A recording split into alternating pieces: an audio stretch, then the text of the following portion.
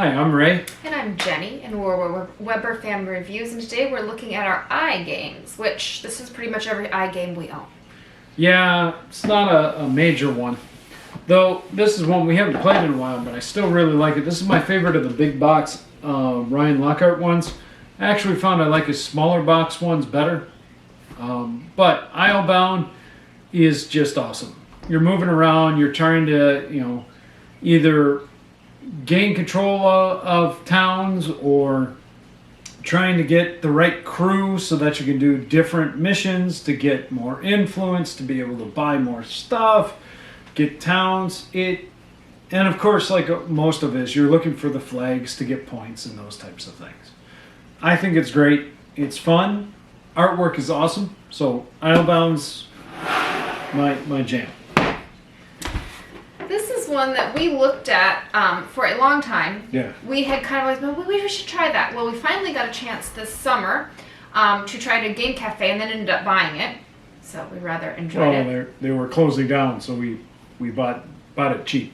Yes, so that's kind of how we like to buy ones. But this is definitely, you've got the different layouts, and you're moving around the town, and it's got an interesting mechanic, and I can see how it would be really easy to, as you're leaving your stuff, then you have to recollect them, and Yep. there's a lot of thinking that goes into it. And while you do have the physical aspects, going to the shop and doing the actions, it's very much a how can I plan my turn to get where I need to get and get back to where I'm doing. So, but it was fun. It lived up to, I think, what we were hoping it would when we played it. So, Istanbul. Mm-hmm.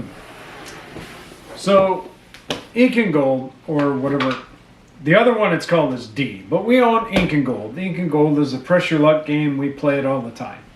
Really, you flip up a card in a dungeon or a temple. You just give everybody equal amount of gems, leave whatever's left on the thing. Everybody has to decide if they stay or go. If they go, they divide what's there on the way out, and they keep it. If they go farther in, they might get more, but if you get two of the same monster, you end up getting nothing and chased out of there screaming. So Ink and Gold, really quick, 20 minutes, can play up to 8 players, moves fast, everybody enjoys it. So I like Ink and Gold. We play a lot of it. This is Indian Summer. This is part of the trilogy that started with Cottage Garden. Now, I love all these. He kind of met on them. Yeah. But I enjoy them when this is really pretty. And this time of year, too, it makes me go, ooh, And this is different. I think Cottage Garden probably is one of the cleanest, but this has some extra bits to it, and it really, the colors are gorgeous on it. So I really enjoyed the tile placement. He can kind of go either way, but just like any of these games, it does require a lot of table space. Yep, a ton. So, Love Letter, I enjoy it. Mm-hmm. It's not a bad game. But what we really like, I think this is the best iteration, is the Infinity Gauntlet, a Love Letter game. Where you're actually, it's, all verse 1. And you're just playing cards to prevent Thanos from getting the Infinity Gems. Plays very similar to Love Letter. You got 2, you're going to play 1, you do something. But I like it a lot better than the other iterations. This is one we kept.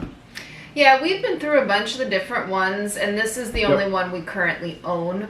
So, and some of them, like the Batman wasn't bad. I mean, even base Love Letter is okay. Yep. We never got to table. This one, though, I think the fact that you've got the Infinity Gauntlet and all that stuff. You're doing some stuff. Yeah, it gets played.